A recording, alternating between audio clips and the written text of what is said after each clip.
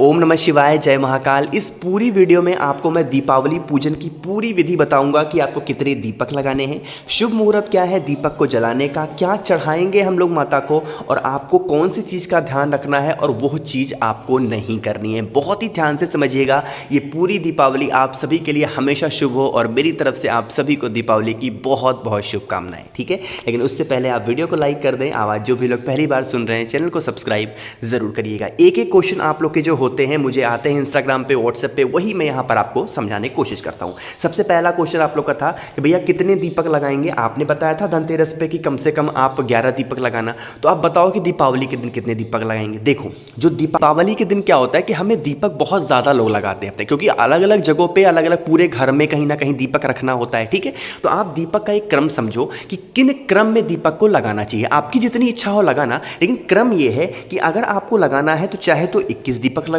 या फिर आप 51 दीपक लगाओ, या फिर आप 101 दीपक लगाओ, या फिर आप 108 दीपक लगाओ, या फिर आप 111 दीपक लगाओ, या फिर आप 121 दीपक लगाओ। इसी क्रम में आपको दीपक को लगाना होता है। ऐसा नहीं कि 10 दीपक लगा दिया, ऐसा नहीं कि 100 दीपक लगा दिया। 100 दीपक लगा रहे हो तो भैया 101 दीपक लगाओ। ठीक है, ऐसे बहुत लोग क्या करते हैं, गिनते ही नहीं है, 98 दीपक लगा दिया। अरे इसका कोई प्रमाण है क्या? नहीं।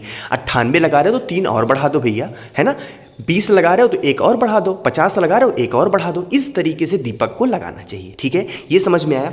दीपक लगाने के बाद एक चीज़ का ध्यान रखना जो सबसे ज़रूरी होता है, जैसे ये आपका जो छत होता है ना, एक दीपक आप अपने छत के बिल्कुल बीचों बीच में रखा करिए और एक एक दीपक अपने छत के चारों कोनों में ज़रूर रखा करिए। ये बहुत ज़्यादा शुभ माना जाता है, दीपक को रखने का एक अलग सा प्रमाण है ये। ठीक है, बात आई समझ में। बाकी 5 जगहों पे तो जो मैंने आपको बताया था उस वीडियो में कि 5 जगह 5 दिनों तक 5 दीपक, वो तो आप लोगों ने देखा ही होगा। ठीक है, बात आई समझ में। अब बात करते हैं दूसरा कि शुभ मुहूर्त क्या है। देखो, इस बार का जो शुभ मुहूर्त पड़ रहा है ना, वो 6:54 से पड़ रहा है। अब आप ये मत करना कि 6:54 पे तैयारी करना शुरू करना, नहीं।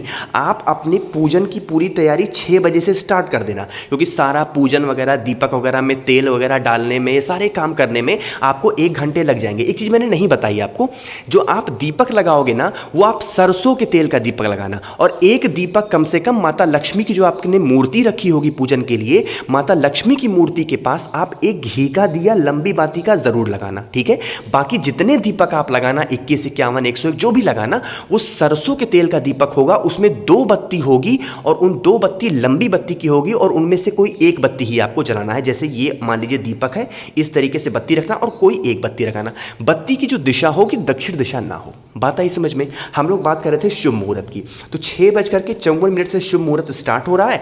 आप अपने पूजन की तैयारी 6 बजे से स्टार्ट करना, जैसे 1 घंटे पूरी तैयारी वगैरह में, तेल वगैरह डालने में, बत्ती लगाने में, सब कुछ करने में लग जाएगा। और जैसे 6:54 हो, अपनी पूजन आप स्टार्ट कर देना, तो आपका टाइम भी बच जाएगा और सही समय पे आप क्या करोगे, दीपक अपने घर के बाहर आसपास रख भी दोगे। ठीक है, 2 चीज़ समझ में आई। तीसरी हम लोग बात करते हैं क्या चढ़ाते हैं माता को। देखो, मैंने जैसा कि धनतेरस वाली वीडियो में भी आपको बताया था कि जो लक्ष्मी माता होती हैं उनको सबसे प्रिय कुछ भी होता है तो कमल का पुष्प होता है। दीपावली आ गई है, कमल का पुष्प मुझे ऐसा उम्मीद है कि 100 रुपये से कम नहीं बिक रहा होगा। मैं अभी तक तो गया नहीं हूँ लेने, लेकिन मुझे पूरी उम्मीद है कि 100 रुपये से कम नहीं मिल रहा होगा। अगर आपके यहाँ सस्ता मिल रहा है या फिर आप पैसे वाले हो तो भाई ले लो, कोई बात नहीं, आप लोग के लिए तो क्या ही है।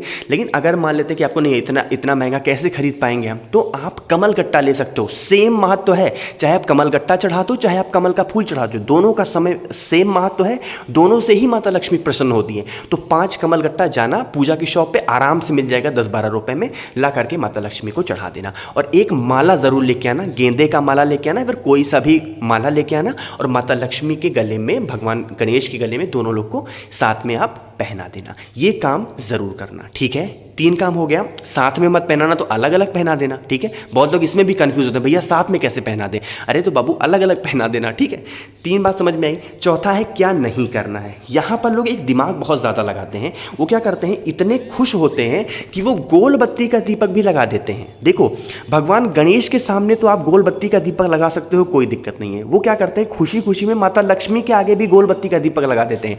ऐसी गलती भूल कर भी मत करना। अगर आप ऐसी गलती करते हैं तो आपके घर की जो लक्ष्मी वृद्धि होगी वो वहीं पर स्थिर हो जाएगी, वहीं पर रुक जाएगी। ऐसी गलती मत करना।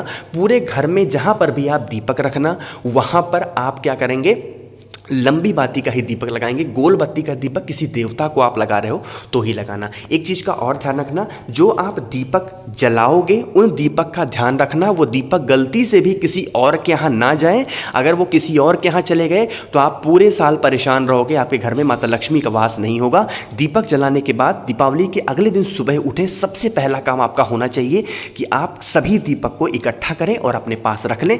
इन फ्यूचर जब भी आपको दीपक वगैरह जलाना हो आप उसी दीपक में दीपक जला सकते हैं, कोई दिक्कत नहीं है। या फिर आपकी इच्छा हो तो उसको ले जाकर के नदी में प्रवाहित कर दें। वीडियो थोड़ी सी बड़ी बन गई है, उसके लिए दिल से माफ़ी चाहता हूँ, लेकिन समझाना आपको बहुत ज़रूरी होता है क्योंकि पूरी पूजन विधि होती है और इसमें तो टाइम लग ही जाता है। कोशिश की अच्छा समझाने की। वीडियो पसंद आई हो तो लाइक कर दीजिएगा। कुछ पूछना हो, नहीं समझ में आया, नीचे कमेंट में पूछें। आवाज़ जो भी लोग पहली बार सुन रहे हैं चैनल को सब्सक्राइब ज़रूर करिएगा। ओम नमः शिवाय, जय महाकाल। और मेरी तरफ से एक बार फिर से आप सभी को दीपावली की बहुत बहुत शुभकामनाएं।